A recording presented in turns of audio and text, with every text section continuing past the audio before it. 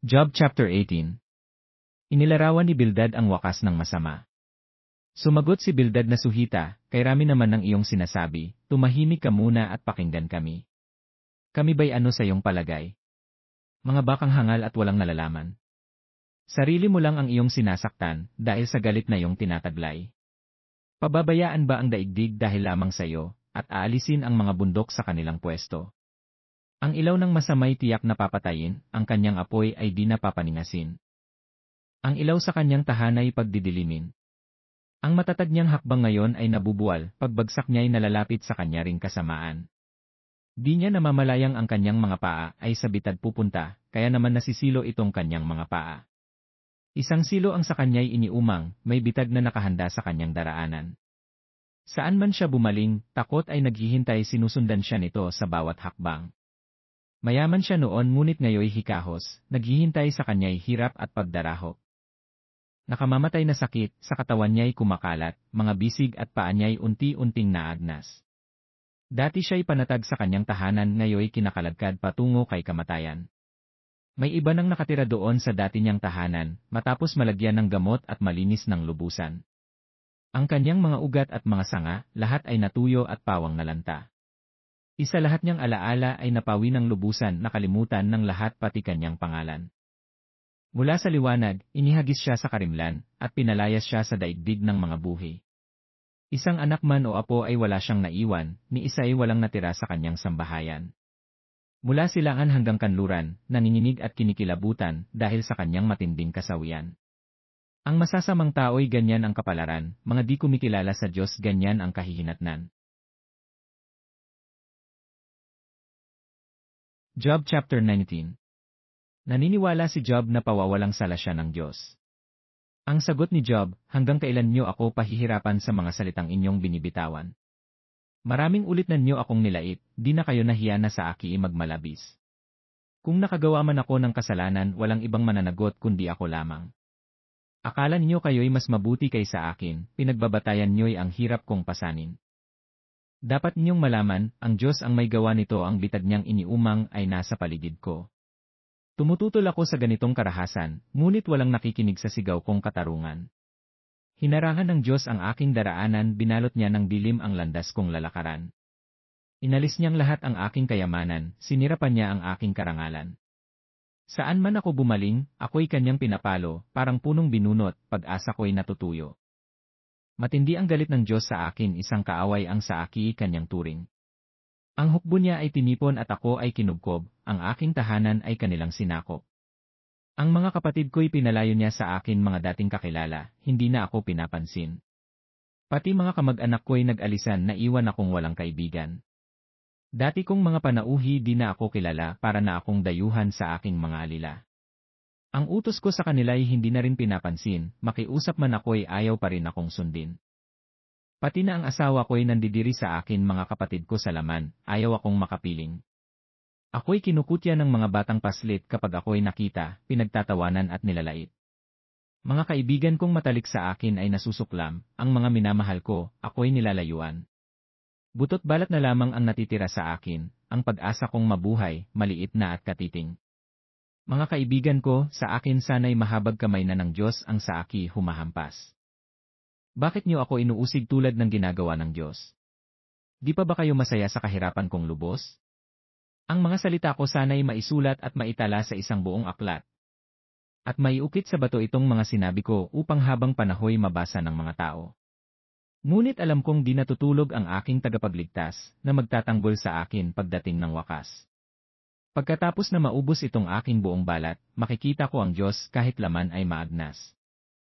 Siya'y aking mamamasdan, at mukha ang makikita, siya'y makikilala nitong aking mga mata. Ang puso ko'y nananabik na masdan ko na siya. Ako ay patuloy ninyong usigin, pagkat iniisip ninyong ang salanga ay sa akin. Kayo sana ay mag-ingat sa talim nitong tabak, na siyang maghahatid ng parusa sa kasalanan, upang inyong malamang may hahatol nga sa wakas. Job chapter 20. Inilarawan ni Zophar ang bahagi ng masama. Sinabi ni Zophar na naamita, ang iyong mga sinabi ay hindi ko na nagugustuhan, kaya hindi ko na mapigilan ang pagsali sa usapan. Ang iyong mga sinabi ay puro panlalait, kaya tugon ko ngayoy aking ipababatid. Hindi mo ba nalalaman na buhat pa sa simula, nang ang tao ay ilagay sa ibabaw ng lupa, ang pagmamataas ng masama ay di nagtatagal, umabot man sa langit ang kanyang katanyagan, at ang kanyang ulo, sa ulap ay umabot man. Ngunit tulad ng alabok, ganap siyang mapaparam ang hantungan niya'y hindi alam ng sinuman. Siya'y parang panaginip na mawawala, parang pangitain sa gabi, di na muling makikita. Di na siya muli pang makikita ng mga dating kaibigan at kapamilya. Makikisama sa mahihirap ang kanyang mga anak kayamanang kinamkam, mapapabalik lahat. Ang lakas ng kabataan na dati niyang taglay, kasama niyang mahihimlay sa alabok na hantungan. Ang lasa ng kasamaan para sa kanya ay matamis, ninanamnam pa sa dila, samantalang nasa bibig. Itong kanyang kasamaan ay hindi niya maiwan, kahit gusto man niyang iluwa ay di niya magagawa. Ngunit nang ito'y lunukin, dumaan sa lalamunan, ubod pala ng pait, lason sa katawan. Kayamanang kinamkam niya, kanya ngayong isusuka palalabasin niya ng Diyos mula sa kanyang bituka. Ang nilulunok ng taong masama ay tulad ng kamandag, parang tuklaw ng isang ahas na sa kanya ay papatay. Ang mga ilog at batis na siyang dinadaluyan ng pulot at gatas ay di na niya mamamasdan. Di rin niya papakinabangan lahat ng pinaghirapan, di niya malalasap ang naipong kayamanan, sapagkat ang mahihirap ay inapi niya, kinamkam ang mga bahay na itinayo ng iba. Kanyang pagkagahaman ay walang katapusan, walang nakakaligtas sa kanyang kasakiman. Kapag siya'y kumakain, wala siyang itinitira, ngunit ang kasaganaan niya ngayoy magwawakas na. Sa kanyang kasaganaan, daranas ng kagipitan at siya ay daratnan ng patong-patong na kahirapan. Kumain na siya at magpakabusog.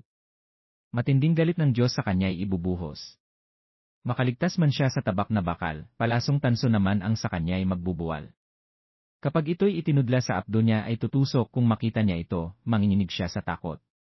Matinding kadiliman ang sa kanya ay naghihintay, masusunog siya sa apoy na hindi namamatay. Wala ring matitira sa kanyang pamilya. Ipahahayag ng langit ang kasamaan ng taong ito, laban sa kanya, ang lupa'y magpapatotoo. Ang lahat ng kayamanan niya ay sisirain, sa galit ng Diyos ito ay tatangayin. Ganito ang sasapitin ng lahat ng masasama, kapasyahan ng Diyos, sa kanila'y itinakda. Job chapter 21. Pinatunayan ni Job na masagana ang buhay ng masama. Ang sagot ni Job, pakinggan niyong mabuti itong aking sasabihin, ituturing ko ng ito ay pag-aliw sa akin. Ako muna'y inyong pagsalitain, at pagkatapos nito, sa kanan niyo laitin. Di laban sa tao itong aking hinanakit, may sapat akong dahilan, kung bakit hindi makatiis. Tignan niyo ang hitsura ko, hindi pa ba ito sapat upang tumahimik na kayo at walang salitang mabigkas? Tuwing isipin ko itong sinapit ko, ako'y nanginginig at nanlulumo. Bakit kaya ang masamay hinahayaan pang mabuhay, tumatanda pa at nagtatagumpay? Mayroon silang mga anak at mga apo, naabutan pa nila ang paglaki ng mga ito. Hindi pinipinsala ang kanilang mga tahanan, parusa ng Diyos ay di nila nararanasan. Ang pagdami ng kanilang mga hayop ay mabilis, ang inahin nilang bakay nasa ayos kung magbuntis. Ang kanilang mga anak ay naghahabulan, parang tupang naglalaro at mayroon pang sayawan. Umaawit sa saliw ng tamburin at lira, umiindak, nagsasayaw sa tunog ng mga plauta. Ang buong buhay nila ay puspos ng kasaganaan at mapayapa ang kanilang pagharap sa kamatayan. Sinasabi nila sa Diyos, huwag mo kaming pakialaman. Ayaw naming alamin ang iyong kalooban. Sino ba ang makapangyarihang Diyos upang sambahin namin? At ano bang mapapala kung sa Kanya'y mananalangin? Ang akala nila, sa sariling lakas galing ang tagumpay, ngunit di ako sang-ayon sa kanilang palagay. Ilawan ba ng masamay pinatay ng minsan? Sila ba ay dumanas ng matinding kahirapan, at ang parusa ng Diyos, sa kanila ba'y ipinataw? Itinulad ba sa dayaming nililipad nitong hangin, o ipang walang laman, tinatangay sa papawirin? Sinasabi ninyong ang anak ay pinaparusahan, dahil sa sala ng kanyang magulang. Parusahan sana ng Diyos ang mismong may kasalanan. Sa gayoy mararanasan nila ang kahirapang sasapitin sa parusa ng makapangyarihang Diyos, sila ang pagdanasin. Kapag ang isang tao'y binawian ng buhay, ano pang pakialam niya sa pamilyang naiwan? Sinong makakapagturo ng dapat gawin ng Diyos, na siyang humahatol sa buong sansinukob? May taong namamatay sa gitna ng kasaganaan, panatag ang katayuan, maginhawa ang kabuhayan. Katawan niya ay malusog at malalakas ang tuhod. Mayroon namang namamatay sa kahirapan, ni hindi nakalasap kahit kaunting kaligayahan. Ngunit pareho silang sa alabok na hihimlay, at kapwa inuod ang kanilang katawan. Alam ko kung ano ang binabalak ninyong gawin at ang masamang iniisip ninyo laban sa akin. Tiyak na itatanong ninyo kung nasaan ang tahanan ng taong namuhay sa kasamaan. Hindi ba ninyo na itatanong sa mga manlalakbay, mga ulat nila'y hindi ba ninyo pinaniniwalaan? Sa panahon ng kahirapan at kasawiang palad, di ba't ang masama ay laging naliligtas? Sa kanyang kasama ay walang nagpapamukha, walang naniningil sa masama niyang gawa. Kapag siya ay namatay at inihatid na sa hukay, maraming nagbabantay sa kanyang libingan. Napakaraming sa kanya'y maghahatid sa libing, pati lupang hihigan niya sa kanya ay malambing. Ngunit pang-aaliw ninyo ay walang kabuluhan, pagkat lahat ng sagot ninyo ay pawang kasinungalingan.